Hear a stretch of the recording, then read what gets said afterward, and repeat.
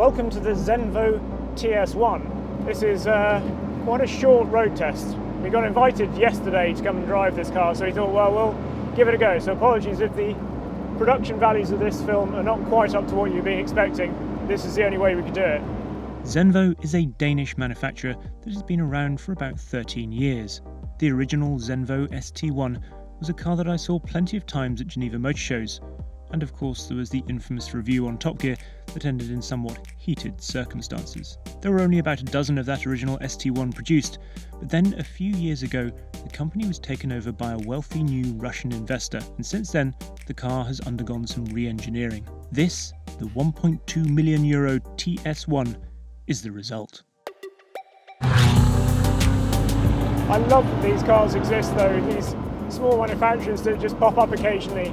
It's exciting. I love that somebody, an hour south of Copenhagen, seemingly pretty much in the middle of nowhere, has decided to build their own supercar. It's all built and manufactured in-house, pretty much.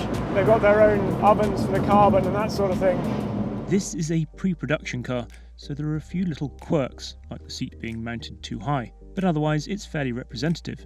It has a full carbon fibre body, and although externally it looks very similar to the original car, time has not diminished its angry, angular presence. Hexagons are a theme, just like in a Lamborghini. I'll let others argue about who had the idea first. The chassis remains a lightweight steel and aluminium monocoque with steel subframes, but it's the engine and gearbox that have received the real attention. Gone is the old 6.8 litre V8 with both a turbocharger and a supercharger, and in its place is a 5.8 litre V8 with two superchargers. The result is an enthusiastic 1,163 brake horsepower and 811 pounds-foot of torque. It's not running the full 1,163 brake horsepower today because they've detuned it. They've got various customers driving it, so they've detuned it to about 850. But 850 on a wet October day in Buckinghamshire is more than enough, I think you'll agree. Right, second gear.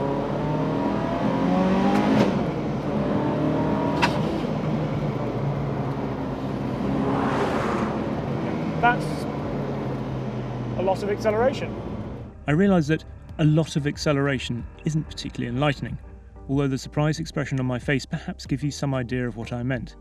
Zenvo claims that in optimum spec the TS1 will do 0 to 62 miles an hour in just 2.8 seconds and reach 233 miles an hour all in. This car was actually running the taller diff ratios, and the nature of the engine means it feels like more of a monumental surge of shove than a fizzing whip crack when you get on the throttle. It's a memorable experience nonetheless. Other surprising things are, well, the ride is actually very good. So this has got double wishbone suspension and KW dampers all around, and the ride, this road is not good, but the ride is actually surprisingly sort of pliant. There's not a lot of travel in the arches, but what travel it's got, it's using surprisingly effectively.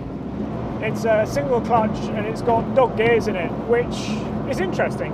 It makes for quite a brutal shift, but it's different. You have to work with it a bit like you would with a normal manual gearbox, really, I suppose. A bit like sort of the Gallardo gearbox of old. It's not unpleasant. You've got a very light action, in fact, on these paddles. You can actually get a manual gearbox for this car as well if you want, which might leave you quite busy, I imagine. It's quite a heavy car, this, at over 1,700 kilos, but it doesn't actually feel it. It feels lighter than I expected. What's not to like about another supercar out there? It certainly makes the world a brighter place for its paint job, if nothing else. So there we are. That was the Zenvo TS1. As you probably gathered, it was somewhat rushed, but I don't know when I'm going to get to drive that car again. So you take any opportunity, to be honest. And there's a lot to like about it. There's a lot that's, fine, it's a pre-production car, and these small companies, there's a sense that they get obsessed by this headline figure of 1,200 brake horsepower on 1,163 brake horsepower, when in fact you sort of think, how cool would it be to ditch the superchargers and just have a flat plane crank naturally aspirated V8 and a manual gearbox? But then they couldn't charge 1.2 million euros for it. It's a moot point as to whether they can anyway or not. But having said that, the quality of the car is something I was really surprised about. Given that I've just stepped out of this Bentley Bentayga that I've been driving around in this week, the quality of which is sort of pretty much unsurpassed.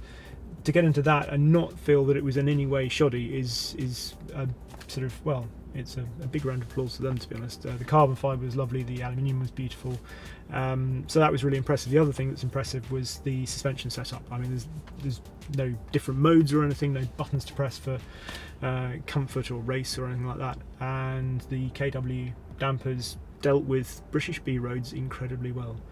So there we are. I would be really intrigued to drive it again, and on a racetrack, I think, with a bit more room to play. The steering is very light on that car. It feels like it's very rear biased and sort of in all aspects, because it's got a big 345 section rear tyre and a relatively narrow 265 section front tyre, and also the weights at the back and gearbox, etc, etc. So I think that could possibly be sort of, you know, adjusted a bit. But all round, I'm glad I've experienced it. It's a car I've seen around for a while in terms of the Zenvo name, so there we are. I hope it doesn't disappear. I hope we get to drive it again.